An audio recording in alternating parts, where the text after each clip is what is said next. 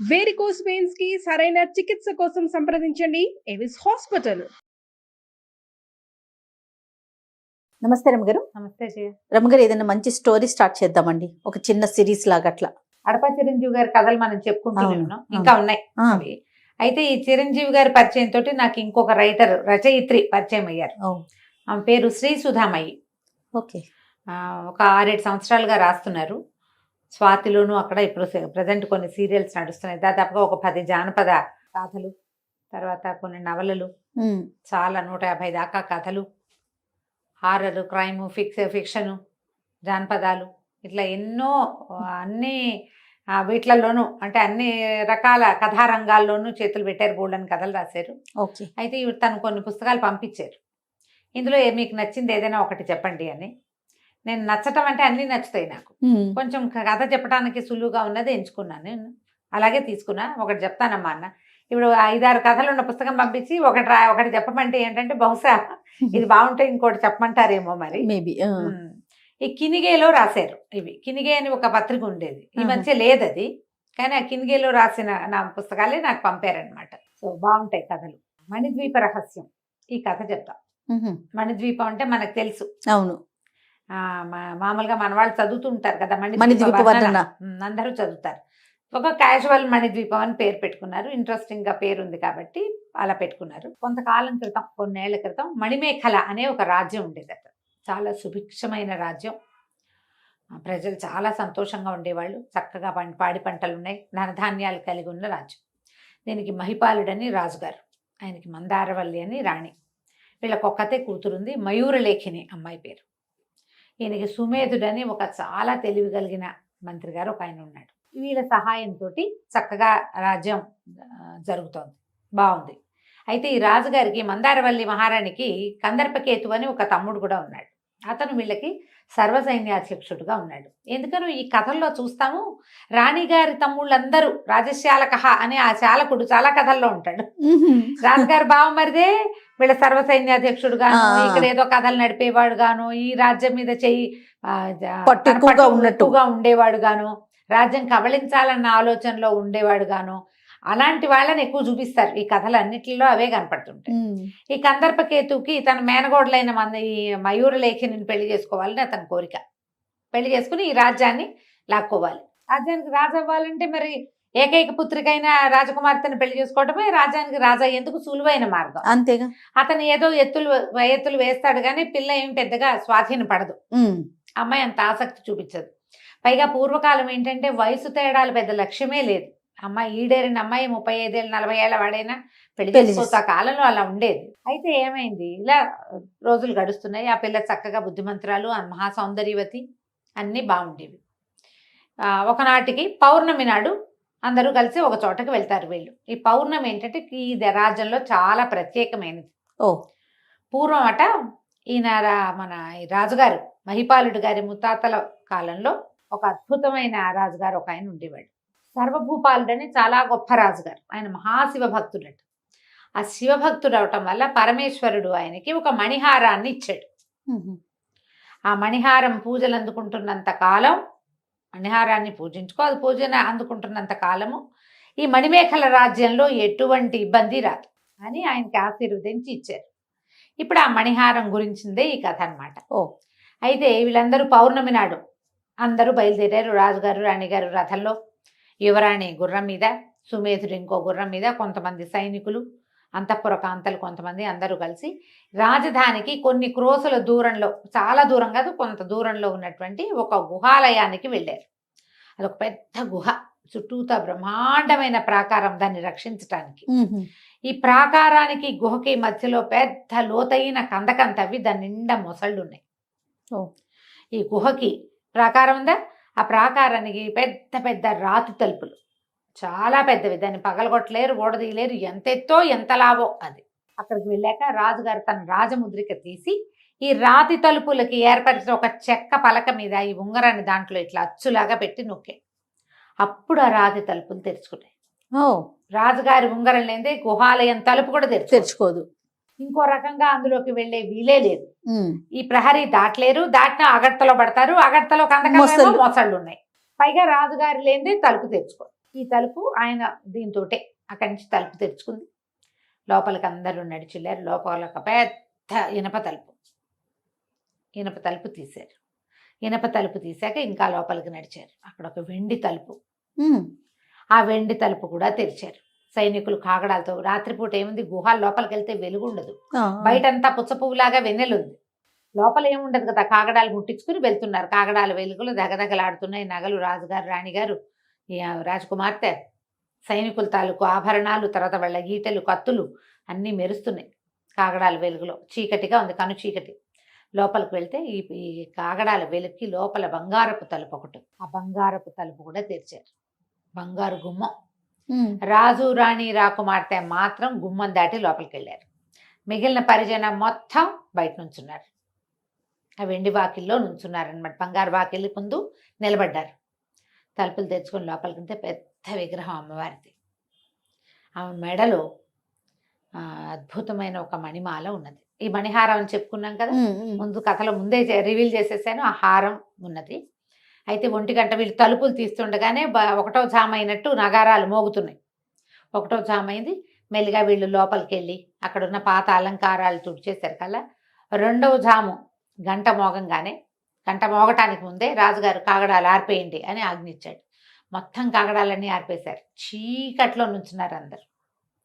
ఎప్పుడైతే 2వ జాము గంట మోగిందో వెంటనే ఈ పూర్తిగా మూసుకుని ఉన్న గుహలోకి ఎక్కడి నుంచి పడ్డాయో తెలీదు, వెన్నెల కాంతులు లోపలికి ప్రసరిస్తున్నాయి. ఈ వెన్నెల కాంతి లోపలికి వచ్చేసరికి పౌర్ణమి వెన్నెల తగలంగానే ఈ అమ్మవారి మెడలో ఉన్న మణిమాలలోంచి ఎంత కాంతి వెలుగు వచ్చినాయో మెరిసిపోతోంది లోపలంతా. అప్పటిదాకా చీకట్లో నుంచున్నారు వీళ్ళు. ఆ లోపల నుంచి విరజిమ్ముతున్న కాంతుల్లో అమ్మవారిని సేవించుకున్నారు. కొంత సమయం ఉంటుంది ఆ కాంతి. అమ్మవారికి పూజ చేశారు. మోసుకొచ్చిన సంభారాలన్నీ నివేదన చేశారు. పాదాలంటి ప్రణామం చేసుకున్నారు. 3వ జాము దగ్గర పడేసరి కల్లా మెల్లిగా వెలుగు తగ్గింది. కాంతులు తగ్గిపోగానే కాగడాలు వెలిగించేశారు. మళ్ళీ అందరూ బయట నుంచి అమ్మని దర్శనం చేసుకున్నారు. లోపలికి వెళ్ళిన ముగ్గురు అమ్మకి సాష్టాంగ ప్రణామాలు చేసుకుని బయటకు వచ్చేసారు. బంగారు వాకిలి మూయబడింది. అందరు బయటకు నడిచి వెండి వాకిలి మూసేశారు. ఇనప వాకిలి కూడా మూయబడింది.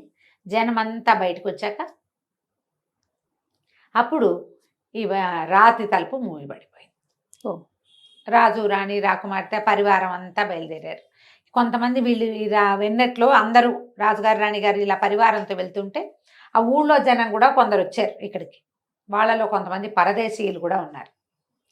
ఈ వచ్చిన పరదేశీయులు, ఏమిటి ఈ వింత, అంత చీకట్లో ఎట్లా వచ్చింది, అసలు అది ఏమిటి, అక్కడ ఏముంది అని అడిగితే అప్పుడు ఆ గోడ మీద ఈ దేవాలయాల బయట మనకు చూడు చరిత్రలు కనపడతాయి. ఆ చరిత్ర కనపడింది అనమాట.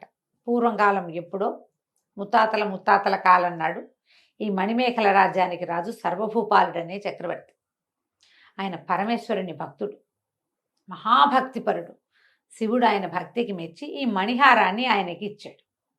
మణిహారం పూజింపబడుతున్నంత కాలం మణిమేఖల రాజ్యానికి ఏ సమస్య రాదు, ఎప్పుడు ఉంటుంది, పచ్చగా దినదినాభివృద్ధిగా ఉంటుంది అని చెప్పేసరికి ఈ సర్వభూపాలు ఏం చేశాడు, ఆయన కల్లో స్వప్న దర్శనం ఇచ్చి శివుడు ఈ మాట చెప్పాడు.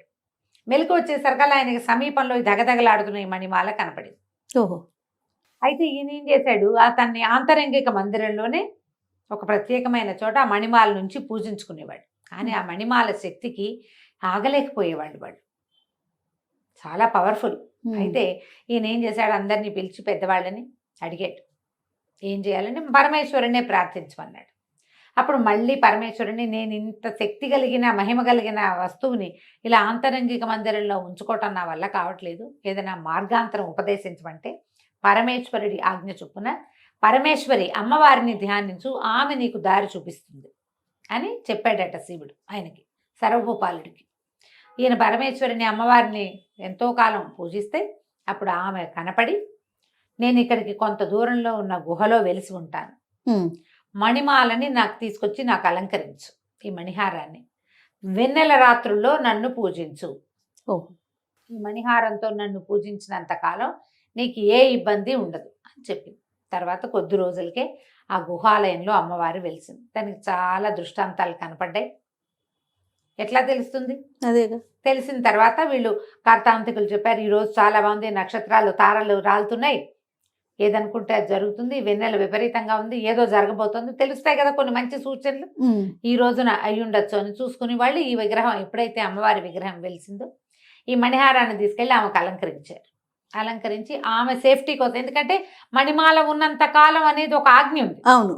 ఆ బోధ ప్రకారం వీళ్ళు ఏం చేశారు, చక్కగా తలుపులు అవి గట్టిగా అమరించి చుట్టూతా ప్రాకారం కట్టేసి దానికి ఒక అగట్ట దవ్వించి దాని నిండా మొసళ్ళేసి మొసళ్ళకి ఆహారం, మెయింటెనెన్స్, వ్యవహారాలన్నీ నడిచిపోతున్నాయి. ఆహారాలు అవి కావాలి కదా, బయట నుంచి నీళ్ళు వచ్చే ఏర్పాటు అవన్నీ చేసి పెట్టారు. అప్పటి నుంచి ప్రతి తరంలోనూ రాజుకి ఇది అప్పచెప్పబడుతోంది. ప్రతి పౌర్ణమి నాటి రాత్రి రాజు రాణి సంతానం ఎవరుంటే వాళ్ళు పరివారంతో సహా వెళ్ళి అమ్మవారిని నర్చించి మణిమాల దర్శనం, ఆ వెన్నెల రాత్రి, ఆ వెన్నెలలో ఆవిడ మీదకి కురిసే వెన్నెల్ని, అందులో వచ్చేటువంటి మణికాంతుల్ని దర్శనం చేసుకుంటే వాళ్ళ జీవితాలు బాగుంటాయి. ఎన్ని తరాల నుంచో వాళ్ళు ఈ పని చేస్తున్నారు, ఇది తెలుసుకున్నారు, ఎంతో బాగుంది. సరే అవి జరుగుతోంది, వచ్చిన పరదేశీయులు వాళ్ళు తెలుసుకున్నారు. ఈ కందర్పకేతువు బయట అక్కడక్కడ చాలా గొడవలు చేసేవాడు, డబ్బులు వసూలు చేసేవాడు, పైరువీలు చేసేసేవాడు. అతను ధోరణి పెద్ద బాగుండ్లా, రాజుగారు బామ్మరిది కాబట్టి ఏం చేయలేం, మనం ఊరుకుంటూ ఉండేవాడు, సాగేది. అయితే ఒకనాడు ఏమైంది, అతను ఇంకా వివాహం చేసుకోవాలని తలంపు గట్టిగా వచ్చింది. వచ్చి ఈ అమ్మాయి దగ్గరికి వచ్చాడు. ఈ పిల్ల ఈ మన మయూరలేఖిని ఈ తోటలో తిరుగుతున్నప్పుడు వచ్చి ఆమెని నన్ను పెళ్లి చేసుకోమని అడిగితే అమ్మాయి ఒప్పుకోలే. నేను ఈ రాజ్యానికి నేనే దిక్కు, ఎవరు లేరంటే ఎందుకు లేరు, మా రాజ్యాన్ని మా అమ్మవారిని చక్కగా రక్షించగలిగే రాజకుమారుని ఎవరినైనా చూసి చేసుకుంటాను నేను, మా నాన్న సంబంధం చూసి పెళ్లి చేస్తాడు, నువ్వు మా దగ్గర సర్వసన్యాధ్యక్షుడిగా ఉండి నేను నిన్ను పెళ్లి చేసుకోవటం జరగదు, నీ మీద నాకు అటువంటి ఆసక్తే లేదు పెళ్లి చేసుకుందామని అని ఆ అమ్మాయి గట్టిగా నో చెప్పేసింది. ఓకే. నో చెప్పేసరికల్లా ఇతనికి చాలా మండిపోయింది, ఏదో చెయ్యాలి వీళ్ళని, ఎలాగైనా దీన్ని లాగేసుకోవాలి, ఈ పిల్ల నన్ను పెళ్లి చేసుకోవడం తప్పిస్తే దీనికి వేరే దారి లేకుండా చేయాలి. మామూలుగా బావమర్దులు బాగా కొడతారని చెప్తారు, కానీ ఎప్పుడైతే రాజ్యకాంక్ష, పదవీకాంక్ష, ధనకాంక్ష అవి మొదలైనాయో ఇక మేనమావడు లేదు, మేనల్లుడు లేదు. ఈ అమ్మాయిని పెళ్లి చేసుకుంటే కానీ రాజ్యానికి సులువైన దారి రెండో దారి లేదు. పిల్ల ఏమో అందగత్తే, అది కావాలి ఇతనికి. దాంతో ఇతను కొత్త కొత్త ఆలోచనలు చేయటం మొదలుపెట్టాడు. ఎలాగైనా ఈ మణిహారాన్ని గనక మనం చేజిక్కించుకున్నామా అప్పుడు ఇది సులువు అవుతుంది. కానీ అతను ఏమీ దానికి సరిపడా చేయలేకపోయాడు, ఆలోచిస్తూనే ఉన్నాడు. ఏం చేసి ఈ రాజ్యాన్ని కబళిద్దామా అన్న ఆలోచనలోతే కొన్ని వెన్నెల రాత్రులు గడిచినాయి. అయితే ఇలా నడుస్తూ ఉండగా ఇక్కడికి చాలా యోజనాల దూరంలో, 100 యోజనాల పైమాట దూరంలో ఈ మణిద్వీపం అని ఒక ప్రాంతం ఉండేదట. ఈ మణిద్వీపము పూర్వం ఎంత పచ్చగానో ఎంత అద్భుతంగానో ఉండేది. అసలు అక్కడ ప్రాంతానికి వెళ్ళిన వాళ్ళు వెనక్కి తిరిగి వచ్చేవాళ్ళు కాదు, అక్కడే ఉండిపోవాలనిపించేది. చాలా పచ్చదనం, అద్భుత మహా చెరుకు పానకంలాగా ఉండే నీళ్లు, ప్రజలు కూడా చాలా సుభిక్షమైన వాతావరణాల్లో సంతోషంగా ఉండేటువంటి ఒక ప్రాంతం. అయితే అక్కడ ఈ పరమ ప్రశాంతంగా ఎంతో పచ్చగా ఉండే ఈ ప్రాంతాన్ని ఆ వివర్ణుడు అనే ఒక మాంత్రికుడు కబ్జా చేసి ఉంచుకున్నాడు. దాంట్లో ఉన్న పచ్చదనం అంతా పోయింది, ఏం లేదు అక్కడ. మాంత్రికమైన శక్తులు కొన్ని అక్కడ కాపలా ఉంటుండేవి, మంత్రశక్తులు ఉండేవి, భూతప్రేత పిశాచాలు తిరిగేవి. మానవ మాతృడు అన్నవాడు కనపడకుండా ఎవడైనా వస్తే విరుచుకు తినే పరిస్థితి ఉంది. ఆ మణిద్వీపానికి ఈ మణిమేఖల రాజ్యానికి ఏదో సంబంధం ఉంది. వివర్ణుడు అనే ఒక మాంత్రికుడు ఈ మణిద్వీపం అనే ప్రాంతాన్ని ఆక్రమించి ఉన్నాడు. ఈ వివర్ణుడు పూర్వకాలం ఒక ప్రచండ భైరవుడు అనే ఒక గురువు గారి దగ్గర శిష్యుడుగా ఉండేవాడట. వాళ్ళిద్దరు అన్నదమ్ములు, వికర్ణుడు వివర్ణుడు. అయితే ఆయన గురువు వాళ్ళిద్దరిని సమానంగా చూసి అన్నదమ్ములిద్దరికి చక్కగా విద్య నేర్పించాడు. అనేక రకాల మంత్ర విధానాలు, రహస్యాలు నేర్చుకున్నారు వాళ్ళు. అయితే గురువుగారి ఉద్దేశం ఏంటి, లోక కళ్యాణం కోసమే ఈ మంత్ర విద్యలన్నీ ఉపయోగపడాలని ఆయన ఊహ.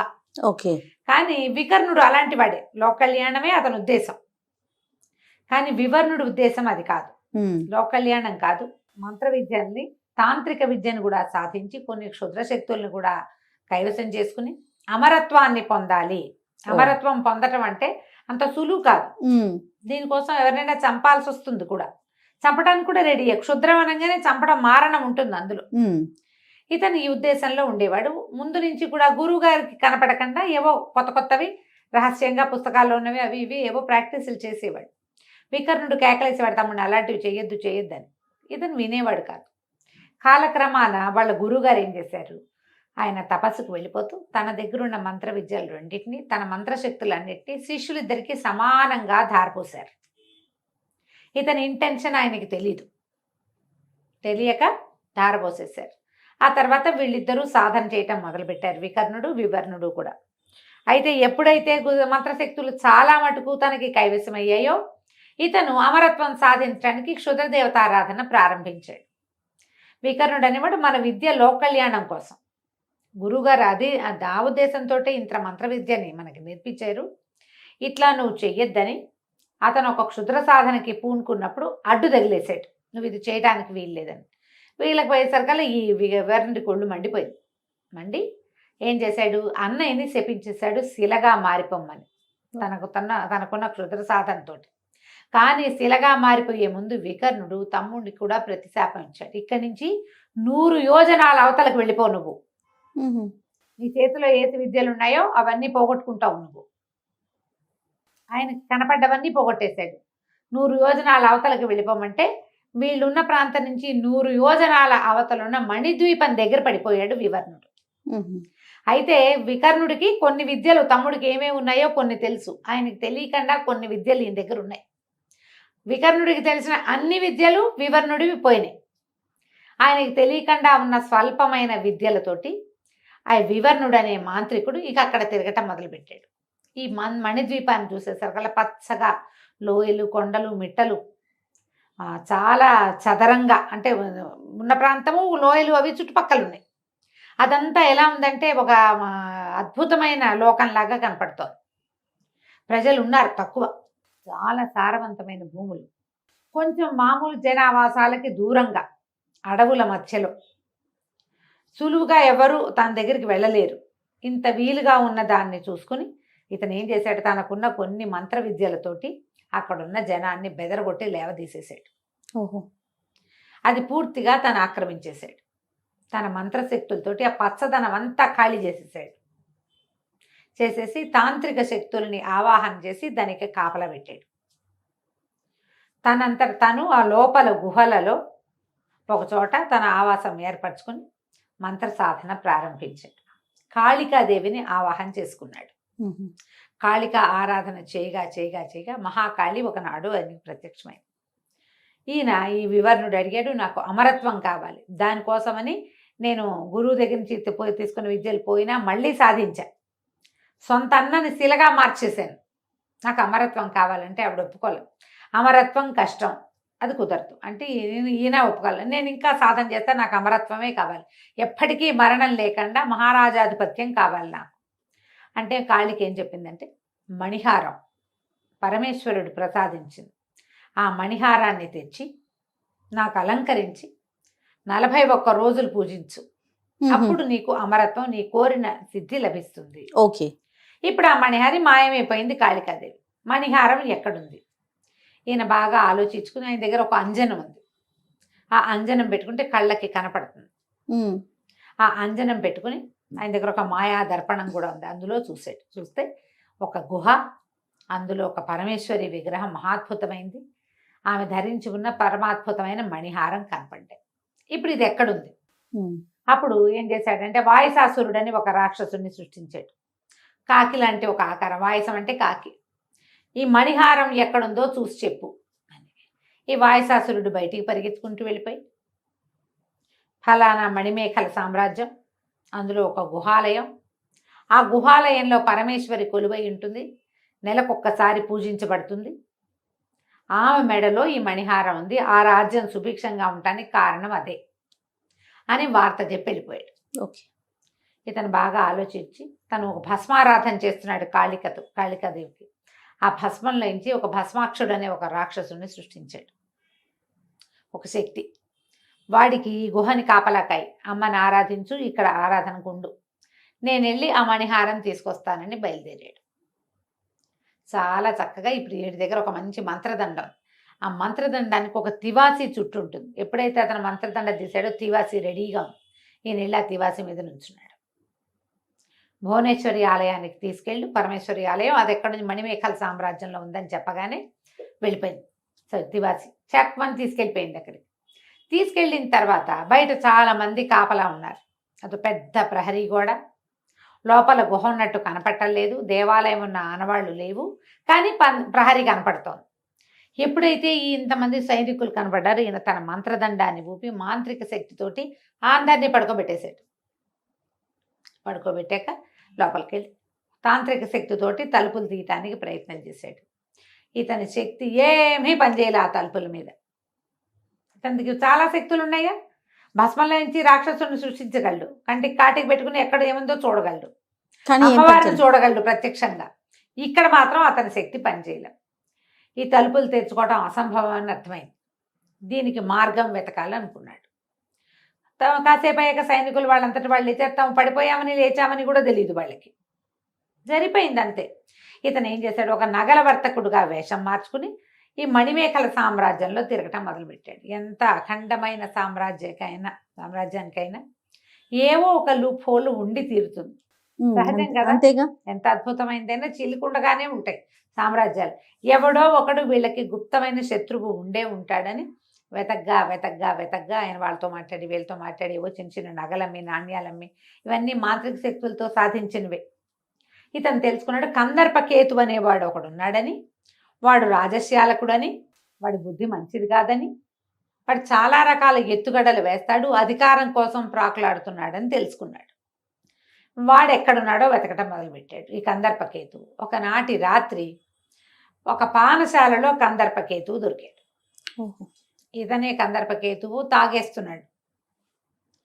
అతని దగ్గర కూర్చుని తన దగ్గర ఉన్న హారాలు అవి ఇవి అన్ని ప్రదర్శనకి పెట్టాడు. ఈ వజ్రాలు చూడండి, ఈ వజ్రాలు చూడండి, ఇవి సముద్రంలోవి, ఈ సౌత్ సీ పర్ల్స్ అని, ముత్యాలని అవన్నీ ఇవన్నీ చూపిస్తే అన్నీ చూసి ఇవేవి మా రాజ్యంలో ఉన్న మణిహారానికి తోగవు అంటే, అలాగండి ఆ మణిహారం ఎక్కడుందండి, నాకు కూడా ఒకసారి చూపించండి అన్నాడు. మనం ఎక్కడ చూస్తాం దాన్ని, మామూలు వాళ్ళు ఎవరో చూడలేరు, అది గుహలో ఉందన్నాడు.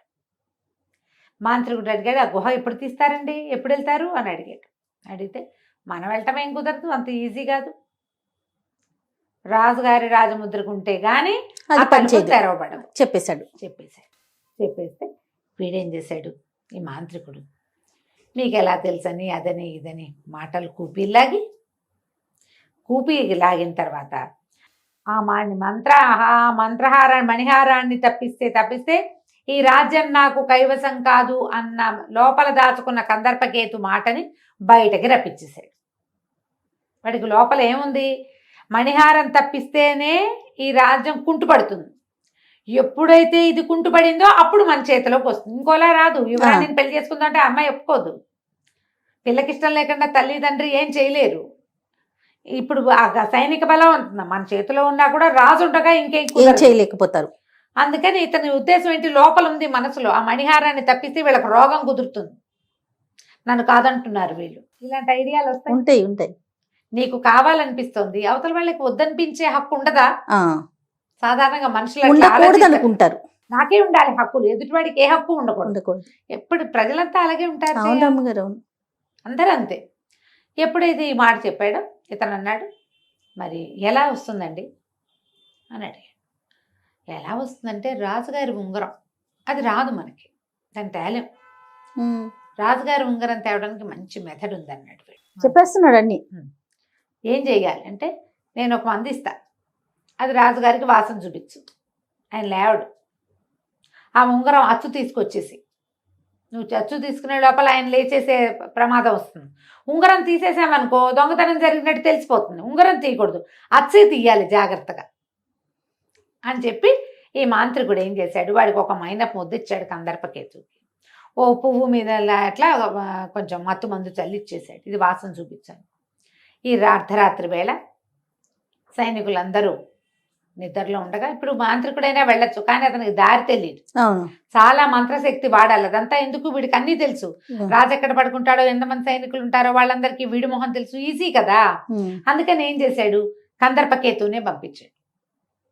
ఈ రాజుగారు సొంత బావమరిది అయ్యుండి వాళ్ళ రాజ్యలక్ష్మిని నాశనం చేయటం ఏమిటన్న ఇంగితం లేకుండా వాడు ఏం చేశాడు, అర్ధరాత్రి వేళ వెళ్ళి సైనికులందరి మీద మత్తుమందు చల్లుకుంటూ వెళ్ళిపోయి లోపలికి వెళ్ళి రాజుకి మత్తుమందు వాసన చూపించి ఆయన మంచి నిద్రలో ఉండగా ఆయన వేలుకున్న ఉంగరానికి మైనం అద్ది దాని అచ్చు తీసుకొచ్చేసాడు.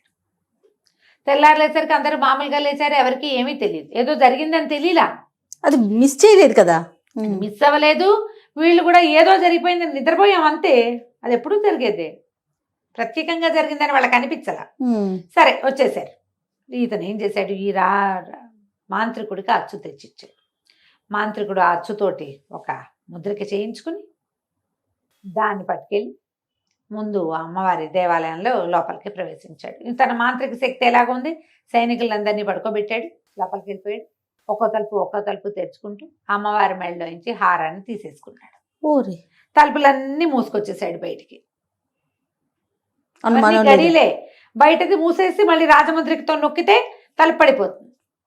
సైనికులందరూ తర్వాత లేచారు. మా మీద ఏదో ప్రయోగం జరిగిందన్న అనుమానమే లేదు వాళ్ళకి. ఉన్న 100 మంది నిద్రపోయారు. ఏదో దూకితే పగలగొడితే పాడు చేస్తే తెలిసిపోతుంది. ఏవి కదలకపోతే ఎట్లా తెలుస్తుంది, తెలీదు. దాంతో ఏమైంది, ఎప్పుడైతే ఈ మణిమాల పోయిందో 3 రోజులు పట్టింది ఇది పోవడానికి. తెల్లవారుజామున ఉత్తరాన తోకచుక్క కనపడిందట రాజ్యంలో. Bad symptom. ఇదేంటి తోకచుక్క కనపడటం ఏమిటి, ఉత్తరాన చుక్క కనపడతాం తోకచుక్క కనిపించదని కేకలు పెట్టారు ప్రజలు.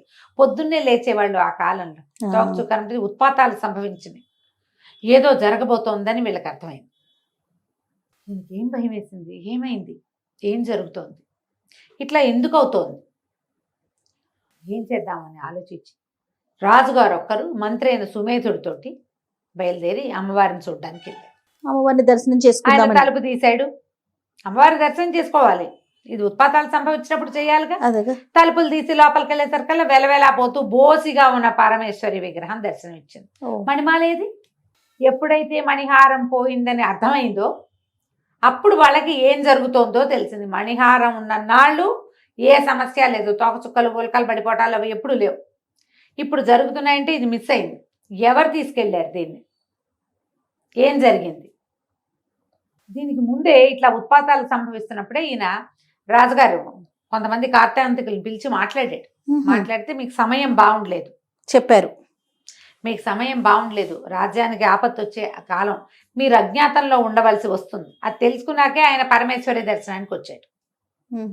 ఎప్పుడైతే రాజు మంత్రి చేష్టలు దక్కి అమ్మవారి ముందు నుంచున్నారో బయట నుంచి దెబ్బలు తగిలి ఉన్న ఒక సైనికుడు రక్తం ఒడుతూ లోపలికి పరిగెత్తుకొచ్చాడు గుళ్ళోకి, గుహాలయంలోకి వచ్చి, మహాప్రభు మోసం జరిగింది, కందర్పకేతువు రాజ్యాన్ని ఆక్రమించడానికి ప్రయత్నం చేస్తున్నాడు, చాలా మందిని కూడగట్టుకున్నాడు, మరి అమ్మాయి గారిని పట్టేసుకున్నాడు అని పరిగెత్తుకుంటూ వచ్చి చెప్పగానే మంత్రి అన్నాడు, ప్రభు మీరు అజ్ఞాతంలోకి వెళ్ళిపోండి.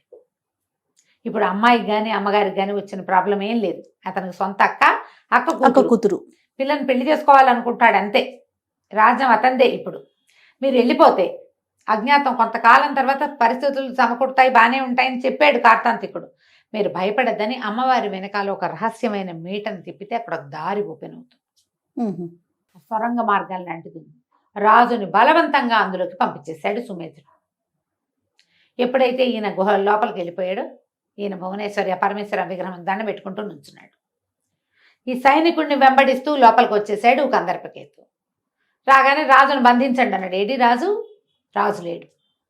ఈ మంత్రి గారి నుంచుని ఉంటే మంత్రి గారిని 2 చెంపకాయలు కొట్టాడు కందర్పకేతు. రాజు ఏంటంటే నాకు తెలియదు, నేను చూడలేదు, ఆయన ఎక్కడికి వెళ్ళాడో నేను చూడలే. ఇక ఎంత కొట్టినా ఏం చేసినా ఇతను చెప్పలే. సుమేధుడు మాత్రం రాజు రహస్య మార్గం గుండా వెళ్ళిపోయాడన్న మాట మాత్రం చెప్పలే. ఆ రహస్య ద్వారం గుండా బయలుదేరిన రాజుగారు ఎక్కడికో నడిచి వెళ్ళిపోయాడు అంతే.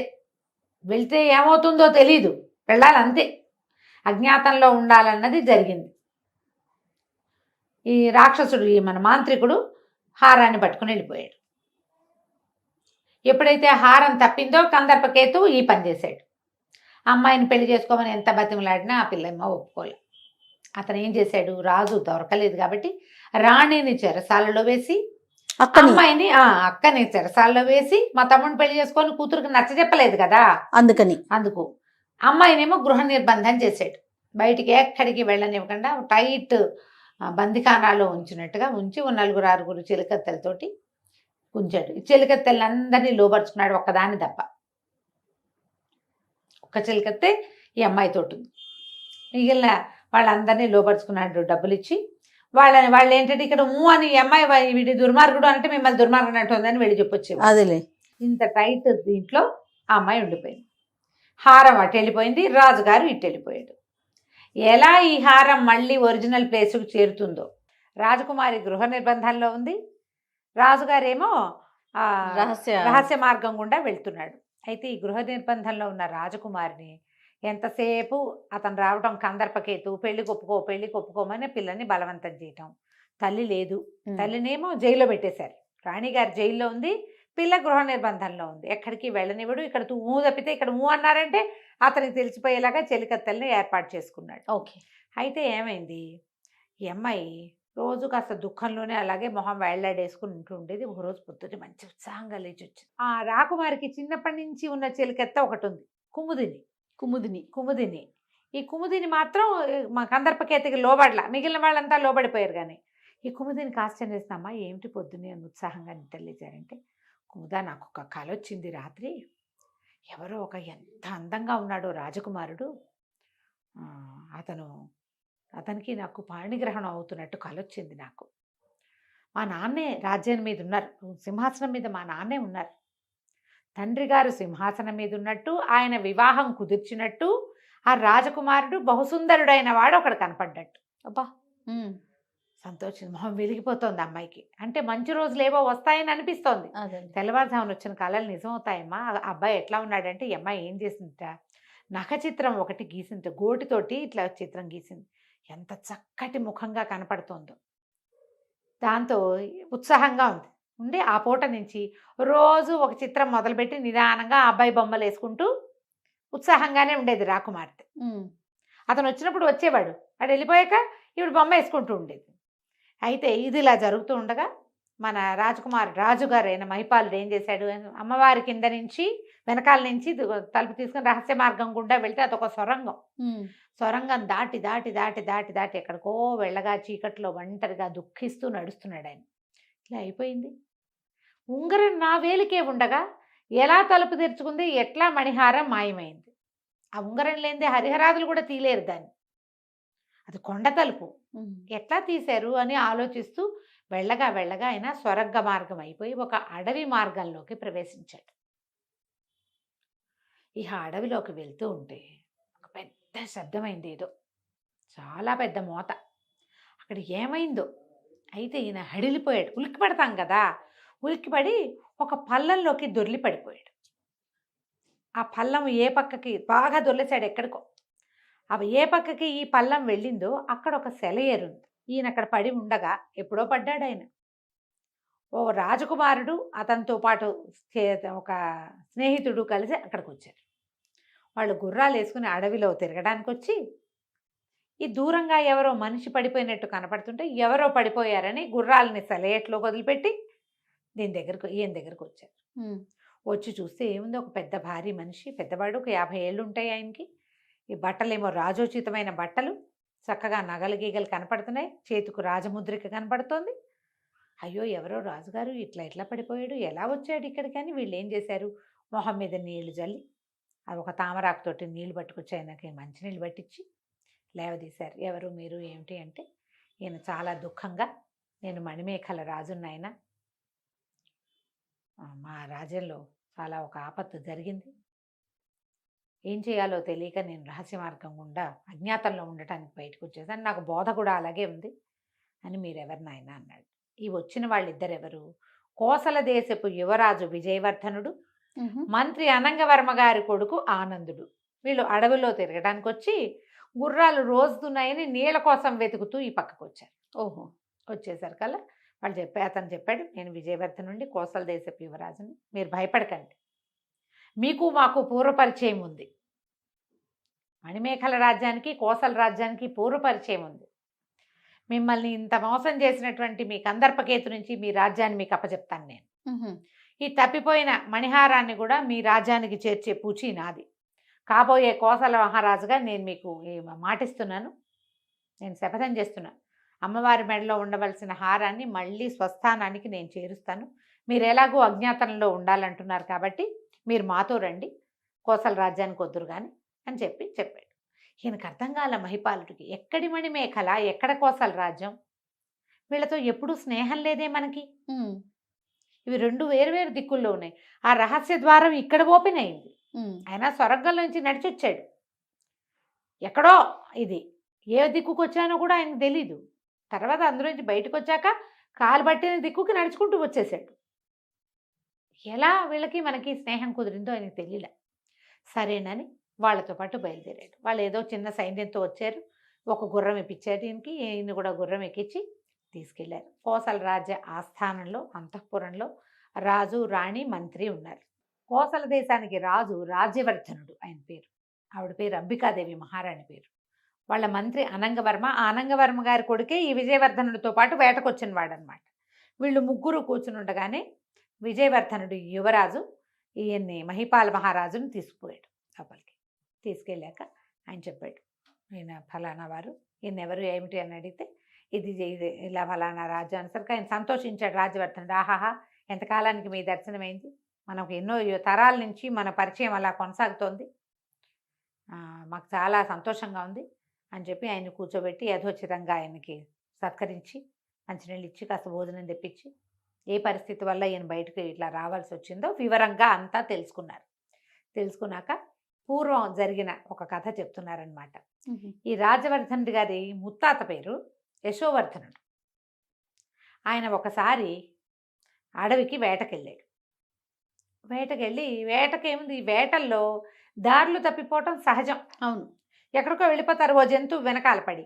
వాళ్ళు అక్కడ ఉండిపోతే సైన్యం వాళ్ళే వెతుకుని, వాళ్ళే చెట్లెక్కి చూసుకుని సైన్యం రావటమో, లేదా వీళ్ళే చెట్లెక్కి ఎక్కడున్నారో వెతుకుని ఎక్కడి నుంచి పొగొస్తుందో చూసుకుని పొగ పెట్టడము, అవన్నీ పాత పద్ధతులు. అవును. ఈ యశోవర్ధనుడు ఒక అడవి దారిలో వెళ్తూ ఒక సింహం కనబడేసరికి సింహం మీద వేట కోసం ఆయన ఆ దారి పట్టేశాడు.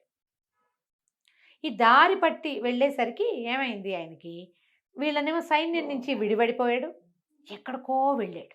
వెళ్తే ఒక కొండ కింద భాగం, అది లోయ అని చెప్పడానికి వీల్లేదు, పూర్తిగా ఒక కింద భాగం లాగా ఉందన్నమాట. అక్కడ మంచినీళ్ళు కనపడ్డాయి, చెరువు కనపడింది. ఆ చెరువు ప్రాంతంలో ఒక సిద్ధుడు ఒక ఆయన పడిపోయి కనపడ్డాడు. సిద్ధుడు పెద్ద గడ్డం, బవిరి గడ్డం, బోళ్ళంత జుట్టు, దెబ్బలు తగిలి పడున్నాడు. ఆశ్చర్యపడి, సిద్ధుడు పడిపోతే ఏదో ఆయన పడిపోవడం కదా, ఎవరో కొట్టినట్టు. ఈయన గుర్రానికి నీళ్ళు పెట్టి కాసిన తామరాకు దొన్నెలో నీళ్లు తీసుకొచ్చి ఈ సిద్ధుడిని మొహం మీద నీళ్ళు చల్లి ఆయన కొంచెం సేద తెచ్చి, అయ్యా ఎవరండి మీరు, ఏమిటి సంగతి సందర్భం అని కనుక్కున్నాడు. కనుక్కుంటే, నాయన నాకు ఇక్కడ దగ్గర గుహలోనే నా నివాసం, నన్ను అక్కడికి తీసుకెళ్ళమంటే ఈయన్ని మెల్లిగా ఆ గుహలోకి తీసుకెళ్ళాడు. కొండ కింద లోపల భాగంలో ఒక గుహ. ఆ గుహలోకి తీసుకుని వెళ్ళేసరికల్లా ఇంత ఆశ్చర్యపోయాడు. ఆ గుహలో పక్కన కమండలము, దండము, తర్వాత ఏమో ఈ ఋషులు వాళ్ళు తపస్సు చేసుకునేది వీలుగా ఓ పులి చర్మము, లేడి చర్మం, ఓ అగ్నిహోత్రం, పక్కన ఒక తివాసి ఒకటి ఇట్లా గాల్లో నిలబడి ఉంది. తివాచీలు మనకు తెలుసు కదా, నేల మీద ఉంటాయి, కాశ్మీర్ తివాచి. అది నేల మీద లేదు, ఇట్లా పైకి లేచుంది, గాల్లో ఉంది, దానికి ఇంటే ఆధారము లేదు. ఈయన ఆశ్చర్యపోయాడు యశోవర్ధనుడు, ఏం జరిగింది ఇక్కడ, ఇదేమిటి తివాసి ఇట్లా ఉందని ఆశ్చర్యంగా అనిపించింది. సిద్ధుడిని లోపల తీసుకుపోయాడు. లోపల తీసుకెళ్తే ఆయన కూర్చుని ఇతనికి ఏవో పండ్లు ఫలాలు ఇచ్చి, నాయన ఇన్నాళ్ల నుంచో తపస్సు చేస్తున్నా, నా తప ఫలితంగా ఈ మాయా తివాసి నాకు లభించింది. ఓహో, ఈ తివాసి మీద కూర్చుంటే కోరుకున్న చోటికి తీసుకెళ్తుంది ఇది. నేను ఎన్నో క్షేత్రాలు తిరిగాను, ఎన్ని క్షేత్రాలో ఈ తివాచి మీద వెళ్ళి స్వయంగా స్వామిని దర్శనం చేసుకున్నా. రకరకాల ప్రతిష్టలు, బ్రహ్మ ప్రతిష్ట, ఇంద్ర ప్రతిష్ట, అట్లా ప్రతిష్ఠింపబడిన అన్ని దేవాలయాలు చూశాను. అయితే ఇలా నేను తివాచీ మీద తిరగటం గమనించిన మాంత్రికుడు ఒకడు ఈ తివాచీని లాక్కోవటానికి ప్రయత్నం చేశాడు. నేను చాలా కష్టపడి లోపలికి వచ్చేసాను. అయితే ఇప్పుడు ఏమైంది, నేను ఈ కొండ దిగినప్పుడు నేను కనపడేసరికల్లా ఆ తివాచీ కోసం ఒక మాంత్రికుడు చాలా ప్రయత్నం చేస్తూ, ఆ మాంత్రికుడు నన్ను కొట్టి హింసించి అక్కడ పడేశాడు. ఓహో, నేను ఒకటి గమనించాను, అతని కొండ దిగి రాలేడు, కిందకి రాలేడు. నేను పువ్వుల కోసం కొండ వైపుకు వెళ్ళినప్పుడు నన్ను కొట్టాడు. అక్కడి నుంచి దొర్లి నువ్వు చూసిన చోట నేను పడిపోయాను నాయన, నా పుణ్య ఫలితంగా నా తపో ఫలితంగా దొరికిన ఈ మాయ తివాసీని ఎవరికైనా ఇచ్చి పుణ్యాత్ముడికి నేను హిమాలయాలకి తపస్సుకి వెళ్ళిపోదలుచుకున్నాను. నేను చూడదలుచుకున్న క్షేత్రాలన్నీ చూసేశాను, నాకు ఇంకేం అక్కర్లేదు. ఈ తివాసి ఎవరి చేతుల్లోకి వెళ్ళాలనేది దానంతట అదే నిర్ణయించుకుంటుంది. నిన్ను చూసి గాల్లో నిలబడింది, నీ కోసం సిద్ధంగా ఉంటుంది. కాబట్టి ఈ తివాసిని నీకు ఇస్తాను, దీన్ని ప్రయత్నించు ముందని ఆ తివాసి మీదకి ఎక్కమన్నాడు. తివాసి మీద కూర్చుంటే నుంచున్నా, బయటికి వెళ్ళంటే అది బయటికి వెళ్తుంది, లోపలికి వెళ్ళు అంటే లోపలికి వస్తుంది, ఎక్కడికి కావాలంటే అక్కడికి అది తీసుకెళ్తుంది. ఈ తివాసిని నువ్వు తీసుకో, నీ దగ్గర ఉంచుకో నాయనా అని చెప్పి సిద్ధుడు ఆ తివాసిని అదే రాజవర్ధనుడి తాతగారైన యశోవర్ధనుడికి ఇచ్చాడు. అయితే ఈ యశోవర్ధనుడు ఆ తివాసిని చుట్టచుట్టి పట్టుకుని ఇంటికి తెచ్చుకున్నారు. తెచ్చుకున్న తర్వాత ఏమైంది, ఇది ఇంత అద్భుతమైంది అనేది తెలిసిపోయింది ఇంట్లో పిల్లలకి వాళ్ళకి అందరికీ కూడా. ఈయన కుమారుడైన కుమారవర్ధనుడు అనేవాడు బాలుడు. తండ్రి తల్లి ఎంత వద్దన్నా వినకుండా ఆ తివాసిని తీసి అతను ప్రయత్నం చేసి తిరగటం మొదలుపెట్టాడు. ఒకసారి ఆ తివాసి తీసుకుని బయటికి వెళ్ళి ఇక రాకపోయేసరికి ఏం చేయాలో తెలియలేదు, అంతా వెతుకుతున్నారు. తివాసితో అతను ఎక్కడికి వెళ్ళిపోయాడు. అయితే ఏమైంది, వీళ్ళంతా వెతుకుంటున్నారు, ఏ పక్కకి వెళ్ళింది తివాసి. పరిజనం అంతా చూస్తారు కదా, పురజనులు చూస్తారు, పరిజనము చూస్తారు. ఏ పక్కకి వెళ్ళాడని ఆ పక్కకి జనాలు వెతకడానికి పరుగులు పెడుతూ ఉన్న సమయంలో ఒక ఆయన, ఒక పెద్ద ఆకారం కలిగిన వాడు, రాజోచితమైన వేషం ధరించిన ఒక ఆయన ఈ పిల్లవాడిని దెబ్బలు తగిలి ఉన్నవాడిని తీసుకొచ్చి వీళ్ళకి అప్పచెప్పాడు. ఆ వచ్చిన ఆయన ఏం చెప్పాడంటే, ఒక అడవిలో మాంత్రికుడు ఒకడు ఈ కుమారుణ్ణి కొడుతూ ఉండగా నేను చూశాను. కొట్టి తివాసి మీద నుంచి కిందకి తోసేశాడు, ఒక పిల్లాడిని కింద తోసేశాడు. మాంత్రికుడు తివాసి మీద వెళ్ళిపోయాడు. ఈ దెబ్బలు తగిలి పైనుంచి కింద పడిపోతున్న పిల్లవాడిని నేను పట్టుకుని నేను తీసుకొచ్చాను, ఇక్కడ వాడని చెప్పాడు. ఆయన ఎవరంటే మణిమేఖలకి పూర్వరాజైన ధరణిపాలుడు. ఎప్పుడైతే ధరణిపాలుడి పేరు వినంగానే మహిపాలు చెప్పాడు, ఆయన మా తాతగారండి అన్నాడు. ఆయన దయతలిచి ఎంతో దూరం ప్రయాణించి, ఎక్కడ మణిమేఖల ఎక్కడ కోసల, అదే కదా, కుమారుణ్ణి తీసుకొచ్చి మాకు అప్పచెప్పారు. తివాసి మాయమైపోయింది, మాంత్రికుడు ఎవడో పట్టుకుపోయాడు. అయితే మా తాతగారికి చాలా దిగులుగా ఉండేది. ఒక ఋషి, ఒక సిద్ధుడు తన తప ఫలితానంతా ధారపోసి సంపాదించుకున్న తివాసిని అప్పచెప్తే దాన్ని కాపాడుకోలేకపోయానని దుఃఖపడేవారు. కానీ ఆయనకు ఒకనాటి రాత్రి కల్లో సిద్ధుడు కనపడి, నువ్వు భయపడద్దు నాయన, కాలాంతరంలో మీ వంశస్థుడికే ఇది దొరుకుతుందని చెప్పారు. మేము అప్పటి నుంచి మణిమేఖల రాజులకి మేము రుణపడి ఉన్నామన్న వార్త మాకు తర్వాత తరాల్లోకి ప్రచారంలో ఉంది. మీ రాజ్యానికి సంబంధించిన ఏ వార్త అయినా మాకు అపురూపమే. మీరే వెతుక్కుంటూ మా ఇంటికి వచ్చారు, మీకు కావలసిన సహాయం చేస్తాం మేము. తప్పకుండా మీకు మీ మణిహారాన్ని రాజకుమారుడు తెస్తానని ప్రతిజ్ఞ చేశాడు కాబట్టి కుమారుణ్ణి పంపిస్తాము అని చెప్పి ఈ రాజుగారు, కోసల దేశపు రాజుగారైన రాజ్యవర్ధనుడు మహిపాల మహారాజుకి మాటిచ్చాడు. అతన్ని పంపిద్దామనుకున్నారు దేనికి, ఈ మణిహారాన్ని తేవడానికి. దానికోసం ఏం చేశారు రాజుగారు, వాళ్ళ నా తండ్రి కార్తాంతికుల్ని, చాలామందిని సిద్ధాంతుల్ని అందరినీ పిలిస్తే అందరూ బయలుదేరే సమయాన్ని నిర్ధారించారు. తర్వాత ఏమో వీళ్ళకి వాచస్పతి దేవులని గురువుగారు ఉన్నారు ఆస్థానంలో. ఆయన సమయం లెక్కగట్టి వెళ్ళిన పని అవుతుంది. దీనికి ఋష్యముఖ పర్వతంలో సిద్ధేంద్ర యోగని మా గురువుగారు ఉన్నారు, నువ్వు అక్కడికి వెళ్ళు, ఆయన నిన్ను కరెక్ట్గా గైడ్ చేస్తారు అని చెప్పి ఋష్యముఖ పర్వతానికి బయలుదేరి తీశారు. ఈ అబ్బాయి తనకు కావాల్సిన ఆహారం కొంత కట్టుకుని పంచకళ్యాణి గుర్రం తీసుకుని, పంచకళ్యాణి పేరుతో మనం ఒక సీరియల్ చెప్పాను, అవుతుందా, ఎంత బాగుంటుంది, అద్భుతం. ఎవరైనా చూడకపోతే పంచకళ్యాణి సీరియల్ కోసం వెతికి అవి చూడండి, భలే బాగుంటాయి కథలు. అయితే ఈ కళ్యాణి గుర్రంతో బయలుదేరి వెళ్ళాడు. ఏమిటో గుర్రాల్లో పంచకళ్యాణికి అంత స్పెషాలిటీ కదా రమ్మగారు? దానికి ప్రత్యేకమైన లక్షణాలు ఉంటాయి జయ, చాలా బలమైనది, దానికి సుళ్ళు అవి ప్రత్యేకంగా ఉంటాయి. ఆ కళ్యాణి అంటే ఏమంటారు, 5 అద్భుతమైన గుణాలు కలిగి ఉండటం.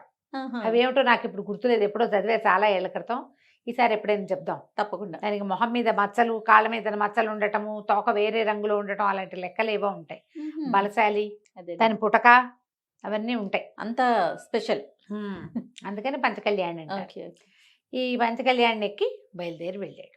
బయలుదేరి వెళ్తే ఇది ఋష్యముఖ పర్వతం. ఎక్కడిది ఇది? రామాయణ కాలం నాటి ఋష్యముఖ పర్వతం. ఓహో. భవిష్యత్తులో ఈ ప్రాంతాన్ని హంపి అంటారని కూడా రైటర్ రాశారు. ఇప్పుడు హంపిలో ఋష్యముఖ హంపి. పర్వతం భవిష్యత్తులో అంటారని రాశారు. ఇప్పటికి హంపి ప్రాంతంలో ఋషిముఖ పర్వతం ఉంది.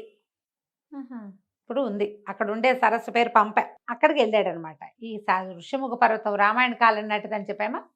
అప్పట్లో మతంగ మహాముని శపించారు వాలిని, కొండ మీదకి రాలేడు, మతంగ మహాముని ఆశ్రమం దరిదాపుల్లోకి రాలేడు అని. ఇప్పుడు ఈ మన ఈ రాక్షసుడికి మాంత్రికుడు కూడా అలాంటిది ఏదో ఒక శాపం ఉంది. వాడి శాపం వేరు. సరే, ఆ ఋష్యముఖ పర్వతం దగ్గరికి వెళ్ళాడు. అక్కడ ఏంటంటే మామూలు వాళ్ళని ఎవరిని ఆ కొండ ఎక్కనివ్వదట. కొండ చాలా పవర్ఫుల్ అని. గున్న ఏనుగులు తిరుగుతూ ఉంటాయట పర్వతం చుట్టూత, ప్రదక్షిణాలు చేస్తూ ఉంటాయి. గున్న ఏనుగుల దాడిలో చచ్చిపోతారు చాలామంది ఆ కొండ ఎక్కటానికి ప్రయత్నిస్తే. వెళ్ళనివ్వదు. అయితే ఇతను ఏం చేశాడు, పంపా సరస్సులో స్నానం చేసి, ఏనుగులు కూడా పంపలో స్నానం చేసి వెళ్తాయట కొండెక్కటానికి, ప్రదక్షిణం చేస్తూ ఉంటాయి. స్నానం చేసి ఏనుగులకి ఎదురుగుండానే వెళ్ళాడు. అయితే ఏనుగులు ఆగి నిదానించి ఇతన్ని ఆశీర్వదించి వెళ్ళినాయి. ఇతను కొండెక్కటం మొదలుపెట్టాడు. మంచి పని మీద కదా వెళ్తున్నాడు. కొండెక్కటం మొదలుపెడితే ఆ కొండ మీద 5 గుహలు ఉన్నాయి. ఏ గుహలో ఆయన ఉంటారో తెలియదు, కానీ ఆ గుహల్లో వచ్చే కళలు నిజమవుతాయని చెప్తారు.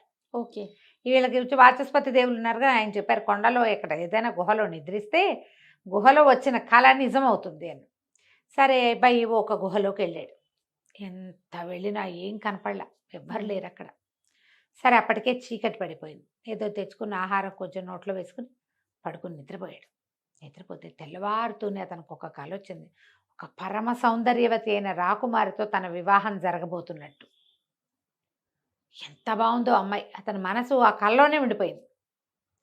లేచి చూసుకున్నాడు, ఈ గుహలో లేరు కదా. సరే, మర్నాడు లేచి కాలకృత్యాలు తీర్చుకుని ఆ అమ్మాయినే తలుచుకుంటూ ఇక తర్వాత గుహల్లోకి వెళ్తే ఆ గుహలో అతనికి ఒక ఎవరో మనిషి ఉంటున్న పొలకుబ ఉంది. ఒక కృష్ణాజినం లాంటిది పరిచింది. కమండలం కనిపిస్తుంది, దండం కనపడుతుంది, అక్షమాల ఇట్లా గాల్లో తిరుగుతోంది. మనిషి లేరు. ఆ అక్షమాల తిరుగుతున్న దగ్గర ఒక కాంతి వలయం కనపడుతోంది. అక్కడ ఎవరో ఉన్నారు. ఆరా కనపడుతోంది, మాల తిరుగుతోంది, మనిషి కనపడలా. చాలా గంటల పాటు అతను అక్కడ వేచి ఉన్నాడు. అంటే ఆయన జపం అయిపోయాక ఆయన ప్రత్యక్షం అయ్యారు, ఆ సిద్ధేంద్ర యోగి. ఆయన చూసి, నాయన ఏమిటి నువ్వు ఈ పని మీద వచ్చావని మాట్లాడారు. ఇది వాచస్పతి దేవులు పంపించారు. ఈ వ్యవహారం అంతా చెప్పుకున్నాక ఈయన ఏమన్నారంటే, ఇంకొక 15 రోజులుంది. వీడు వివర్ణుడు అనే ఒక మాంత్రికుడు. ఈ వివర్ణుడే మీ తివాసి కూడా, ఈ తివాసి తీసుకెళ్ళిపోయిన సంగతి కూడా ఇతనికి మొదటే తెలుసు. ఆ తాతగారికి కల్లో కనపడినప్పుడు వివర్ణుడు అనే మాంత్రికుడు ఎత్తుపోయాడు, మీకు భవిష్యత్తు కాలంలో దొరుకుతుందని చెప్పాడు సిద్ధుడు. అవును. ఏ వివర్ణుడైతే మీ ఇంట్లో మీ నాన్నగారి దగ్గర, మీ ముత్తాత గారి దగ్గర తివాసి తీసుకున్నాడో వాడి దగ్గరే ఈ మణిమాల కూడా ఉంది. అతను 40 రోజుల ఖాళీ దీక్షలో ఉన్నాడు. దీక్ష మొదలై చాలా రోజులైంది. ఒక్క 15 రోజుల్లో నువ్వు ఇక్కడి నుంచి వెళ్తేనే అతన్ని పట్టుకోగలుగుతావు. 15 రోజుల తర్వాత అతను మహాశక్తివంతుడు అవుతాడు, అతన్ని జయించలేము.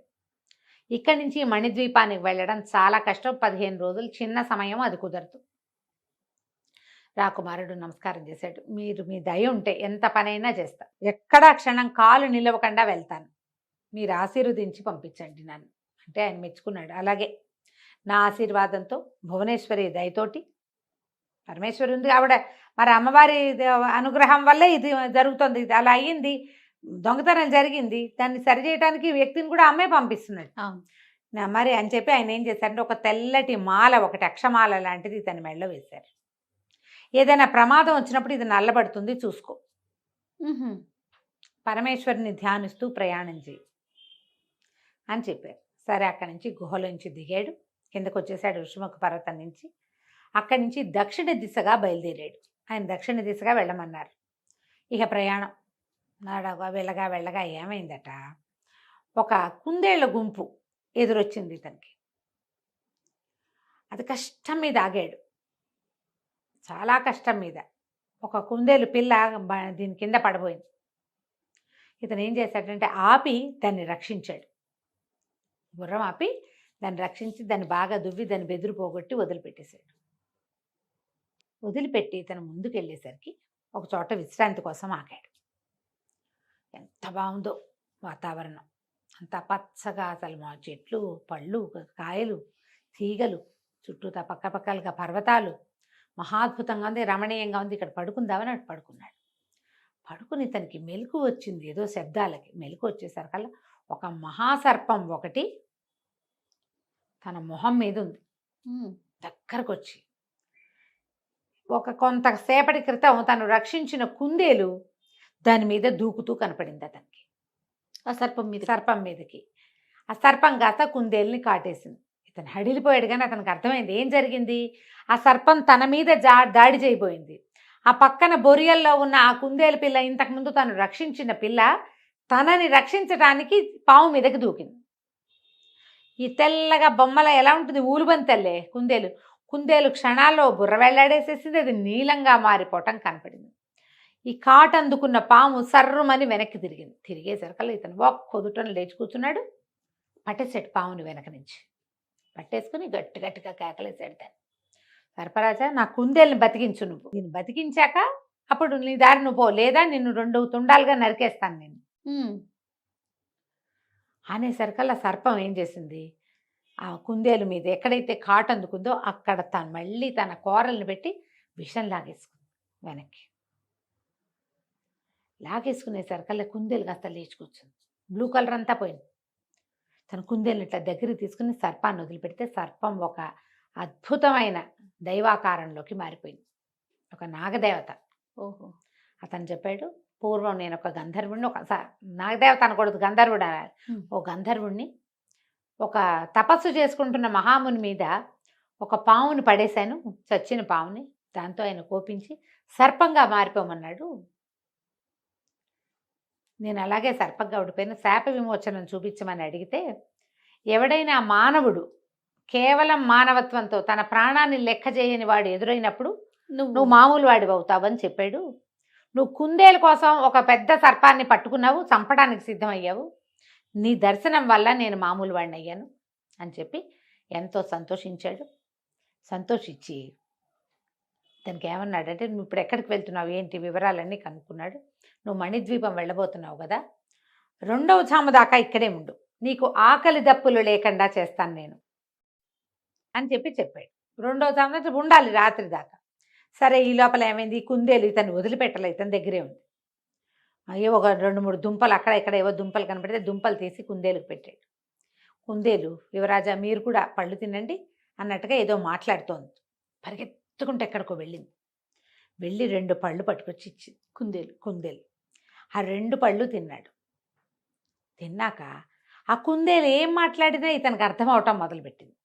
అదేదో మాట్లాడుతున్న మాటలు ఇతనికి అర్థమవుతుంది. అర్థం కాలే ఏం జరుగుతోందో. సరే, గడిచింది. ఆ 2 ఫలాలు తిని ఉన్నాడు. టైం గడుస్తోంది. ఈ కుందేలు ఆ కళ్యాణితో స్నేహం కట్టేసింది. దానికి పేరు కూడా పెట్టుకున్నాడు, శశివదన అని. కుందేలుకి శశి అంటే కుందేలు, చంద్రుడితో పాటు కుందేలు కూడా వస్తుంది. శశిముఖి అవి అంటే చంద్రుడి లాంటి ముఖం కలిగింది. కుందేలు కూడా శశి అంటారు, శశకము అంటారు సంస్కృతంలో. శశి ఆ కళ్యాణితో స్నేహం కట్టి దాని మీద ఎక్కి కూర్చుంది, ఆ గుర్రం మీద. సరే, 2వ జాము అయ్యేసరికల్లా ఇతనికి నిద్ర పడుతూ ఉండగా అది గంధర్వుడు మళ్ళీ వచ్చాడు.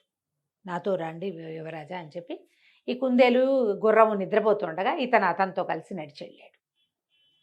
ఇక్కడ వాళ్ళు ఉన్నదానికి కొంచెం దూరంగా తీసుకెళ్తే అక్కడికి ఎట్లా ఉందంటే, 2వ జాము అయ్యేసరికల్లా పెద్ద వనం, నక్షత్రాలు కాస్తున్నాయి అక్కడ చెట్లకి. పెద్ద వెన్నెల రేఖలు లాంటి చెట్లు, వాటి నిండా గుత్తులుగా నక్షత్రాలు వేళ్లాడుతూ కనపడ్డాయి అతనికి.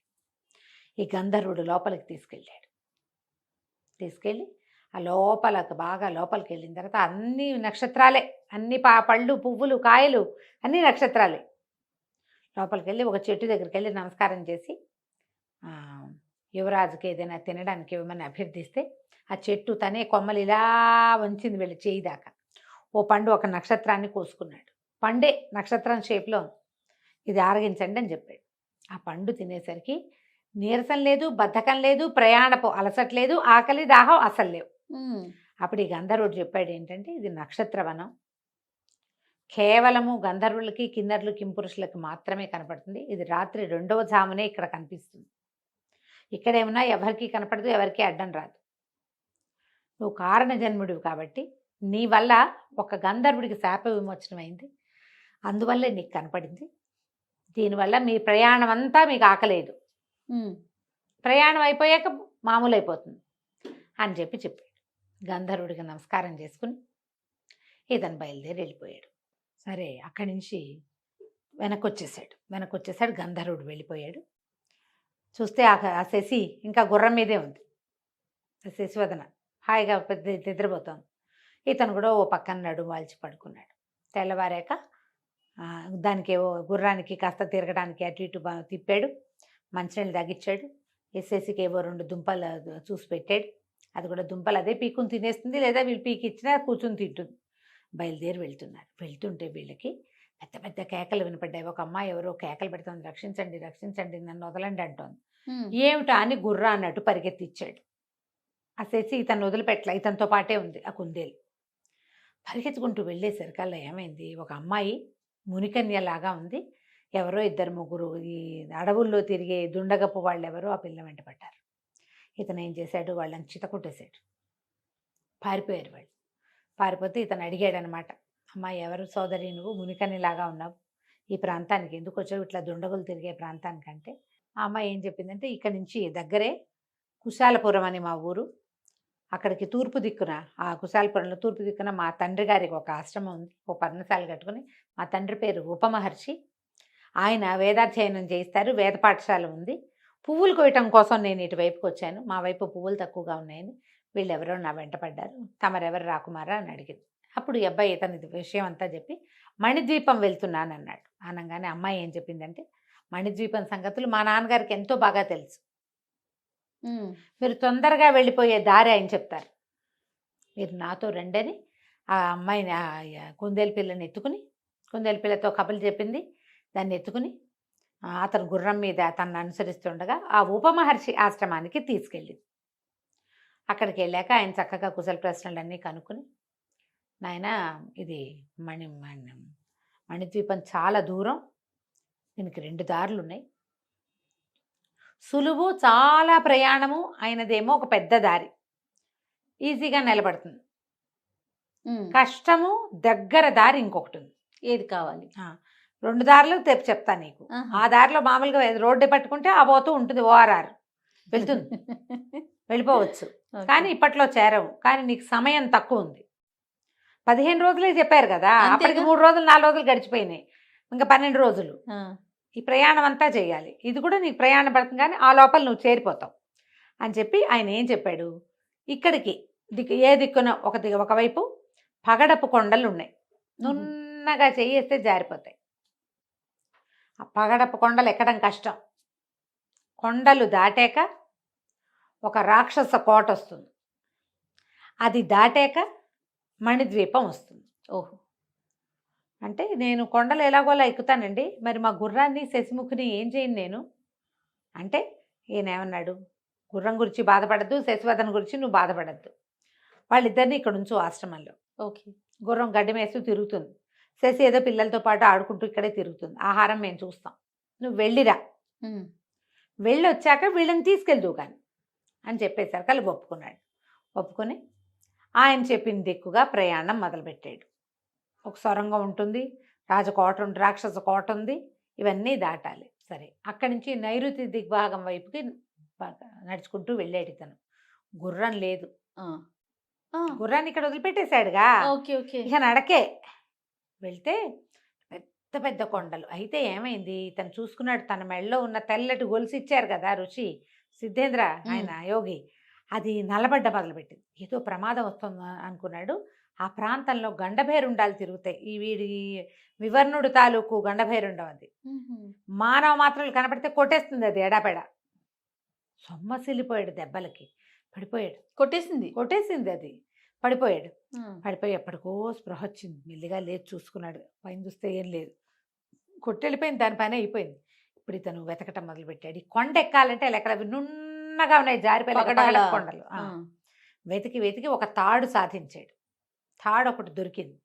తర్వాత ఇంకా వెతగ్గా అతనికి ఒక దీంట్లోంచి పొదలోంచి బయటకు వచ్చిన ఉడుము కనపడింది. తొండలు ఉన్నాయి, ఆ తొండలు తినటానికి వచ్చింది ఉడుము. ఇతను ఆ ఉడుమును పట్టేసుకున్నాడు. ఇతనికి జంతువుల భాష అర్థమయ్యే స్థితి వచ్చింది. శశి ఏం చేసింది, ఇతనికి 2 పళ్ళు తెచ్చి ఇచ్చింది కదా, ఆ 2 పళ్ళు తేవటంతో ఇతను ఏ జంతువు మాట్లాడినా అతనికి వినపడుతుంది, దాందే అర్థమవుతుంది. కాదు అన్ని జంతువులు అన్ని జంతువులది. బాగుంది. అప్పుడు ఈ ఉడుముకి చెప్పాడు, "ఓ ఉడుము, నేను ఇది కొండ ఎక్కి దిగి వెళ్ళాలి, ఒక మహత్కార్యం సాధించడానికి వెళ్తున్నాను" అని చెప్పి కథ చెప్పాడు. చెప్పేసరికి అలా ఉడుము ఒప్పుకుంది. అమ్మవారి అనుగ్రహంతో వెళ్తావు, ఒక మాంత్రికుడిని చంపడానికి వెళ్తున్నావు కాబట్టి నేను నీకు సహాయం చేస్తాను, చెప్పు నువ్వేం చెప్తావా అని. ఈ తాడుని ఉడుముకేసి కట్టేసి ఆ ఉడుముని పగడపోతూ కొండ మీదకి వదిలిపెట్టాడు.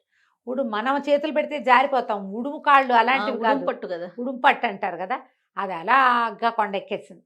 దాన్ని పట్టుకుని వేళ్లాడుతూ ఈ అబ్బాయి కూడా, ఈ విజయవర్ధనుడు కూడా కొండ ఎక్కేసాడు. కొండ ఎక్కి దిగాడు.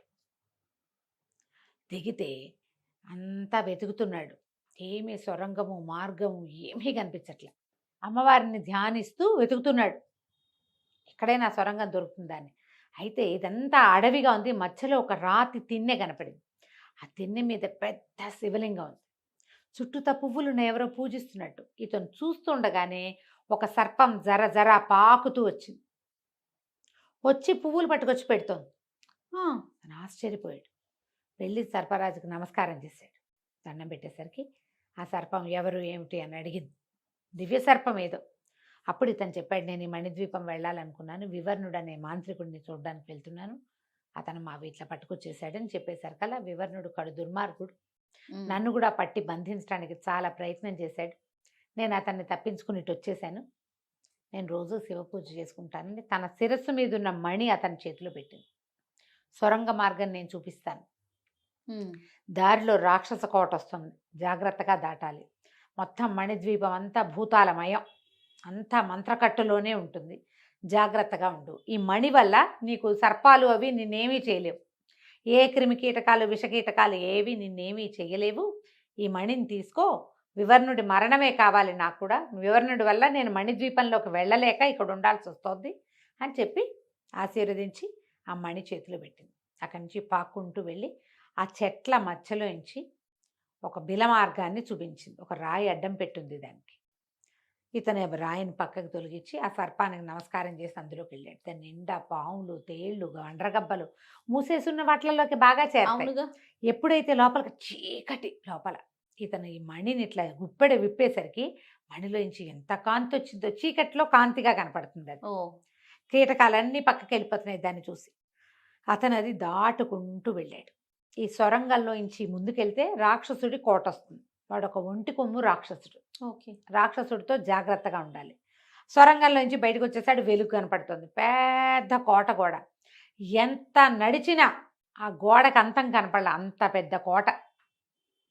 సరే బురుజులు అవి ఉన్నాయి, ఈ అబ్బాయి కాస్త ఆనుపాను చూసుకుని కోట గోడ ఎక్కాడు. మరి అంతం కనిపించట్లేదు, దాని తలుపు ఎక్కడుందో. అవును, టైం వేస్ట్ కదా, 3 రోజులు పూర్తిగా లేవు, ఇంకా ఆల్రెడీ ఓ రోజు గడిచిపోయింది అడవిలో. అది ఎక్కి దిగాడు. దిగేసరికి లోపల పెద్ద కోట, నిర్మానుష్యంగా ఉంది, ఎవ్వరూ లేరు అందులో. ఓ పక్క నుంచి చూస్తే వెనకాల ఏదో కిచకిచలు వినపడుతుంది, ఏమిటో చూద్దామని వెళ్తే ఎన్ని పక్షుల పంజరాలు ఉన్నాయో దాంట్లో, ఎన్నో రకాల పక్షులు. ఇతను మనిషిని చూసేసరికి అన్ని కిచుకో కిచుకో కిచుకుని అరుపులు, భయం వేస్తుంది పక్షులకి. అప్పుడు ఇతను మామూలుగానే, మీరు భయపడకండి, నేను మిమ్మల్ని కాపాడడానికి వచ్చానని చెప్పేసరికి నిశ్శబ్దంగా అయిపోయింది. వినపడుతోంది, వాడి మాట అర్థమవుతోంది. అప్పుడు ఒక పెట్టొచ్చి చెప్పింది, అంత సులువు కాదు, రాక్షసుడు ఇక్కడ కాపల, వాడు నరమాంస భక్షకుడు, అతని నుంచి ఓడించడం సులువు కాదు, అతన్ని ఓడించడం సులువు కాదు, మమ్మల్ని రక్షించడము సులువు కాదు. ఇక్కడ ఉండగా ఒంటికొమ్ము రాక్షసుడు విపరీతంగా పక్షుల్ని తినేవాడు, అమితంగా వేటాడితే మేమందరం అతన్ని బతిమలాడాం, మమ్మల్ని అలా మొత్తం జాతంతటిని నాశనం చేయొద్దంటే మమ్మల్ని పెట్టెల్లో బంధించి ఎప్పుడైనా వాడికి ఆహారం తిరగకపోతే మమ్మల్ని తింటాడు. దొరకని రోజున వాడు వేటకే వెళ్తాడు, దొరుకుతుంది ఆహారం, ఏ రోజు దొరకదో ఆ రోజు మాకు మూడినట్టు. ఇటీవల కాలంలో వాడికి ఆహారం దొరుకుతూనే ఉంది అనేసరికి కుర్రాడు అన్నాడు, రాజకుమారుడు ఒక మంచి ఆలోచన చేస్తా అని మొత్తం పంజరాలన్నీ ఓపెన్ చేసేసాడు. రెడీగా ఉండండి, నేను చెప్పినప్పుడు రండి అని చెప్పాడు. అని చెప్పి లోపలికి వెళ్ళాడు. లోపలికి వెళ్తే చాలా పెద్ద ప్రాంగణం, లోపల ఎన్నో గదులు, అన్నిటికీ తాళాలు వేస్తున్నాయి. లోపలికి వెళ్ళి అంతా చూస్తున్నాడు, మొత్తం ప్రాంగణం లోపలంతా ఇల్లు వాకిలి అన్ని చూస్తున్నాడు, బిల్డింగ్ అంతా చూస్తుంటే ఇంతలో ధన ధన ధన అని శబ్దం చేస్తూ నేల ఎదిరిపోతుండగా ఆ ఒంటి కొమ్ము రాక్షసుడు లోపలికి వచ్చాడు.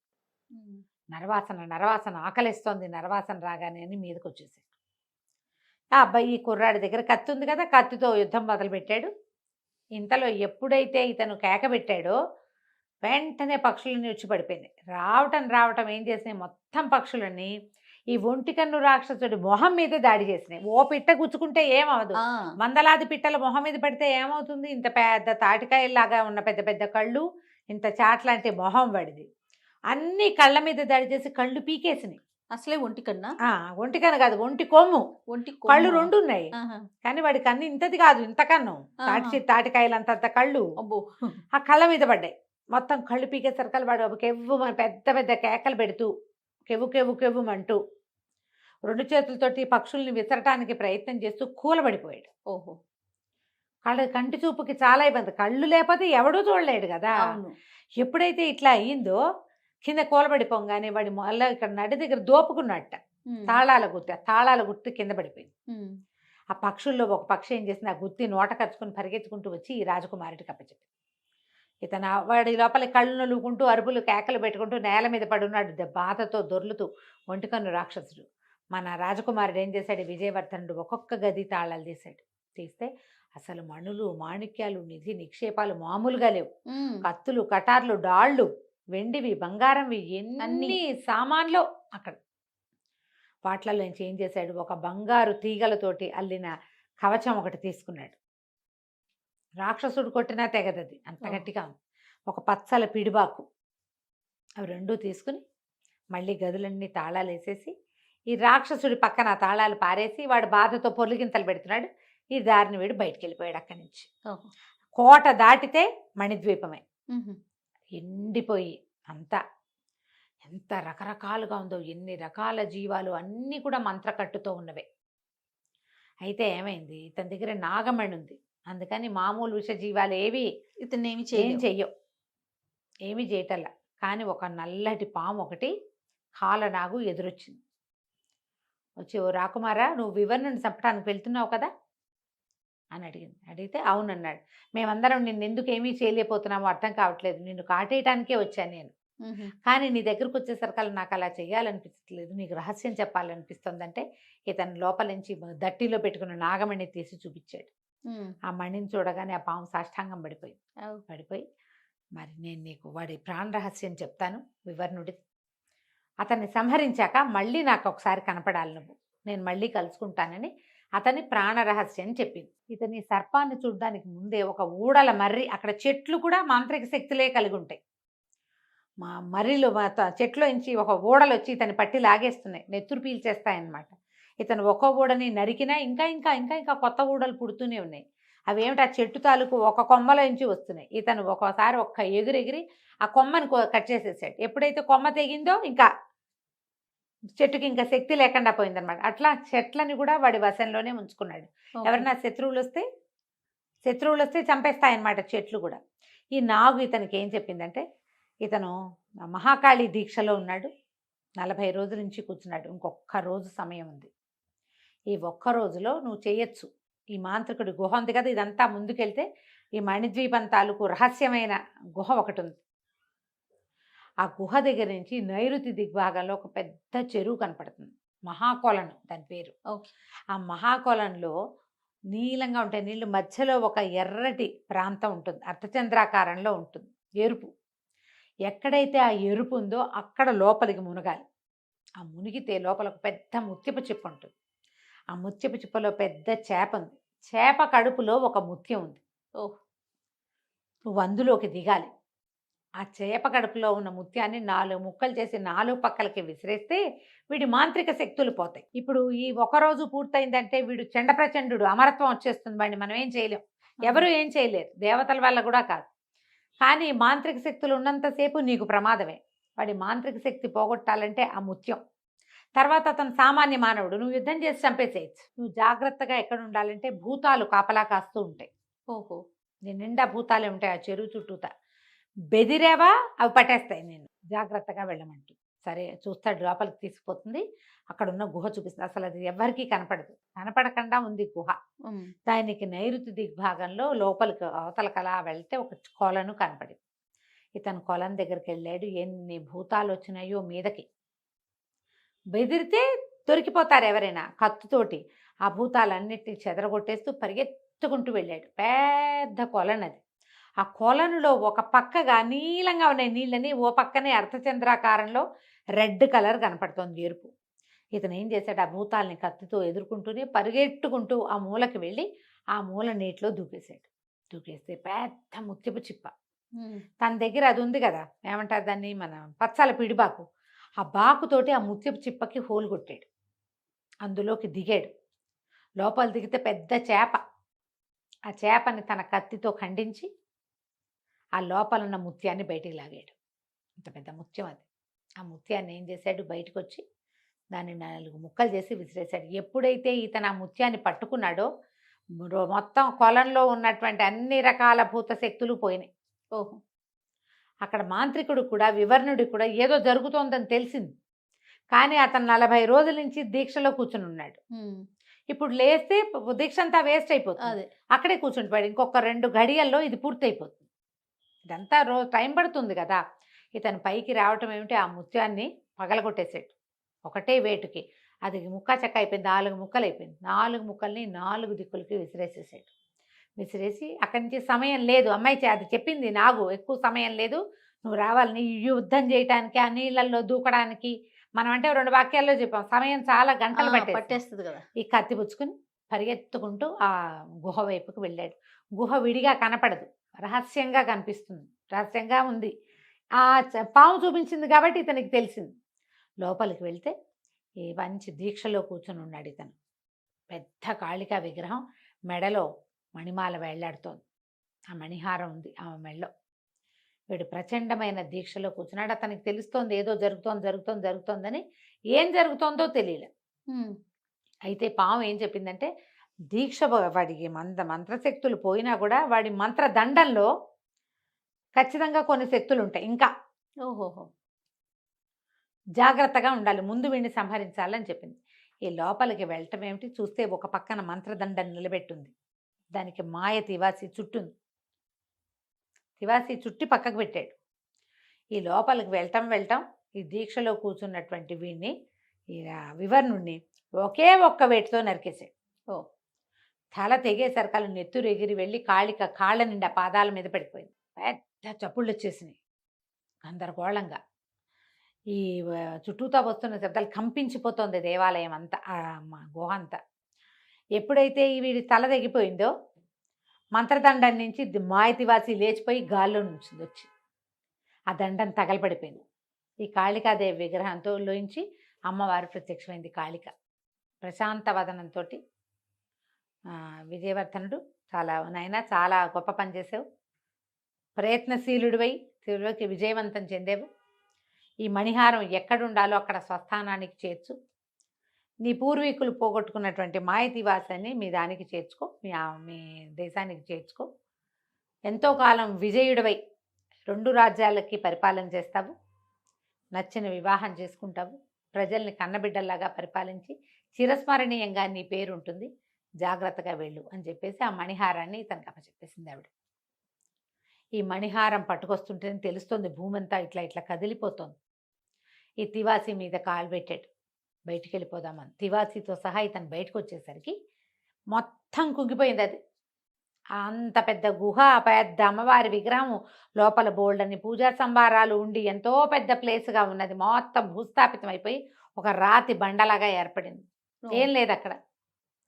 ఎప్పుడైతే ఇతను బయటికి వెళ్ళాడో ఆ నాగు వచ్చింది. మళ్ళీ వచ్చి అనేక విధాలుగా నమస్కారాలు చేసి, నేను నిన్ను ఎందుకు రమ్మన్నానంటే, ఇదే ఈ మణిద్వీప రహస్యం. ఇది సాధారణమైన ద్వీపం. ఎప్పుడైతే వీడు చచ్చిపోయాడో మొత్తం అన్ని చెట్లు చేమలు మొలిచేసినాయి. మాంత్రిక శక్తితోటి దీని పచ్చదనాన్ని అంతా పాడు చేశాడు. తక్కువ మంది జీవులు ఉండేవాళ్ళు, మాలాంటి వాళ్ళం ఎంతోమంది ఉండేవాళ్ళం. అందరినీ తన వశం చేసుకున్నాడు. మానవులు పారిపోయారు. ప్రశాంతతకి తపస్సు చేసుకోవడానికి వీలుగా ఉండాల్సిన ప్రదేశాన్ని ఇలా చేశాడు. అయితే నేను ఒక నాగకన్యని, అయితే ఈ సర్పం ఏం చెప్పిందంటే, నేను ఒక దివ్య సర్పాన్ని, నన్ను అష్టదిగ్బంధనం చేశాడు, నాగమణి, నా మణి దాగేసి చేసేసాడు, మణి దొరికితే గాని ఈ దిగ్బంధనం వదలదు నాకు, నీ చేతిలో ఉన్న నాగమణి కోసమే అడిగాను, నువ్వు జయించాక తర్వాత దాంతో నీకు పని లేదు కాబట్టి అని అడిగితే, ఇతను నాగమణిని తీసి ఆ సర్పానికి ఇచ్చాడు. ఇచ్చేసరికి అలా ఒక దివ్య సర్పంగా మారిపోయింది. సంతోషంగా వెళ్ళిపోయింది. అక్కడి నుంచి ఇతని శాపానికి గురైనటువంటి వివర్ణుడు శాపానికి గురైన వికర్ణుడు వాళ్ళ అన్నయ్య ఉన్నాడు కదా, ఆయనకి పూర్వరూపం వచ్చి రాయి అయిపోయాడు. అవునవును. రాయి కాస్త మామూలుగా అయ్యి తను ఎప్పుడైతే మామూలు అయ్యాడో అప్పుడు ఆయన తెలుసుకున్నాడు ఏం జరిగిందో. ఇక్కడికి వచ్చాడు ఆయన. వచ్చి ఏ మంత్రశక్తి అయినా, ఏ మంత్రసిద్ధి అయినా లోక కళ్యాణం కోసం వాడే వాళ్ళ జీవితాలే చిరస్మరణీయంగా ఉంటాయి. వాళ్ళే చిరంజీవులు అవుతారు. ఇట్లాంటి దుర్మార్గానికి పాల్పడితే ఇట్లాంటి దుర్మరణమే వస్తుంది. ఆయన జాగ్రత్తగా వెళ్ళి విజయుడిగా వర్ధిల్లని ఆయన హిమాలయాలకి తపస్సు చేసుకోవడానికి వెళ్ళిపోయాడు. ఇతను ఏం చేశాడు, ఉపమహర్షి ఆశ్రమానికి వెళ్ళి ఎంతో సంతోషంగా దీన్ని తన కుందేలుని, తన గుర్రాన్ని తివాచి మీద ఎక్కించుకుని, మహిపాల మహారాజు అదే మణిమేఖల రాజేమో కోసలలో ఉన్నాడు. ముందు అక్కడికి కాదు వెళ్ళవలసింది, ఇక్కడ ఏదో అరాచకం జరుగుతుందని మణిమేఖలకే వచ్చేసాడు.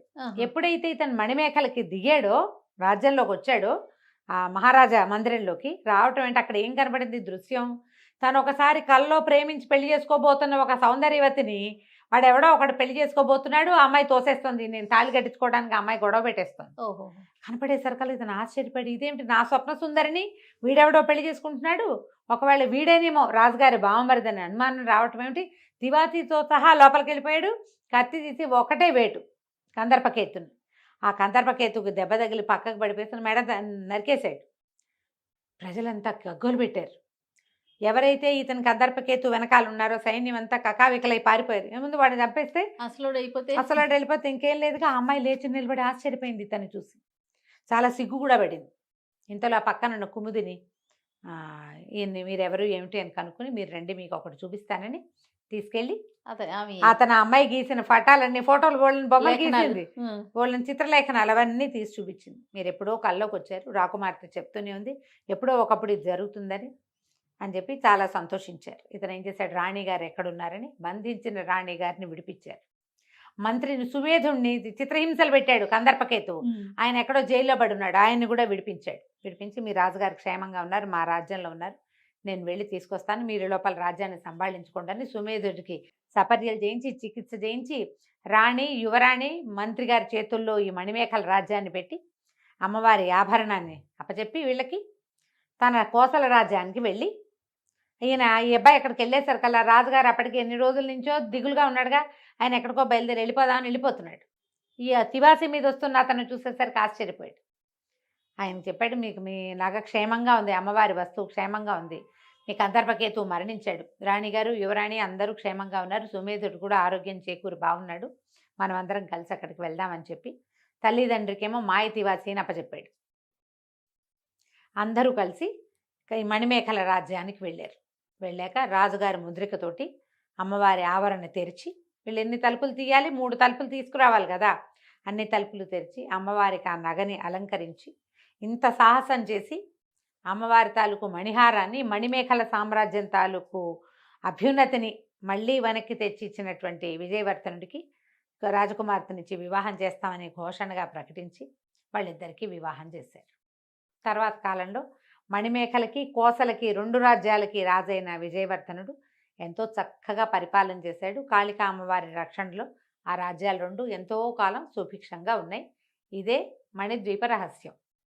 చాలా చాలా బాగుంది. కదా, ఎన్ని ట్విస్టులు రాశారు. అవును. నేను చెప్తేనే ఇంత బాగుంది జయ, చదివితే ఎంత బాగుంటుంది. ఇంకా బాగుంటుందేమో. ప్రయత్నం చేసి శ్రీ సుధామయ్య గారి మణిద్వీప రహస్యం పుస్తకం కొనుక్కొని చదవండి. రేపు బుక్ ఫెయిర్ వస్తుంది, కినిగే వాళ్ళవి ఏమైనా పుస్తకాలు పెడితే ఇది కూడా వస్తుంది. ఎంత ఇంట్రెస్టింగ్ గా ఉందో, నేను మొదలుపెట్టి ఆపల, చదివేశారు, మొత్తం చదివేశాను ఒకటే లైన్లో, ఒక్కసారే, మధ్యలో గ్యాప్ కూడా ఇవ్వకుండా. మిమ్మల్ని కూడా అలాగే చదివిస్తుంది. నేను బ్రీఫ్గా చెప్పా, దీన్ని తెరిపిగా నిదానంగా చదివితే మీరందరూ కూడా శ్రీ సుధామయ్యని కంగ్రాచులేట్ చేస్తారు, ఎంత మంచి బాగా రాశారు. ఈ రోజుల్లో కూడా యంగ్స్టరే, అర్లీ 40s కూడా ఉన్నాయో లేవో, చిన్నమ్మాయే చాలా చక్కగా రాశారు. అవకాశం చూడండి, భాష కూడా ఎంత చక్కగా పొందిగ్గా చక్కటి భాష, హాయిగా ఉంటుంది చదవడానికి. డెఫినెట్ గా ప్రయత్నం చేసి చదవండి. ఈ సీరియల్ని హాయిగా వినండి. తప్పకుండా. నమస్తే. నమస్తే జయ.